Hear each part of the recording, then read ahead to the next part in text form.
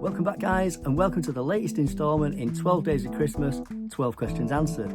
In this video, we're going to be answering an interesting question. Somebody's asked, when shooting Apple log, how do you know you've set the correct exposure and white balance? Okay, this is a good question. What this means is, when you're shooting log footage, it looks really flat and desaturated. So getting the right settings for things like exposure can be quite tricky. So we compensate for this in the Blackmagic Camera app by using a Display LUTS. So go to settings, scroll down to LUTS, and make sure that Display LUTS is toggled on. Now in your LUTS selection, set it to Apple log to Rec 709. This way, when you're shooting log footage, you'll be able to see the way it's actually going to look once it's been graded. So that'll enable you to set things like exposure and white balance while you're recording. And make sure that record look to clip is turned off. This way, it won't print that 709 colour profile to your log footage when you export it. And that's it. Don't forget to tune in tomorrow for another one of your questions answered.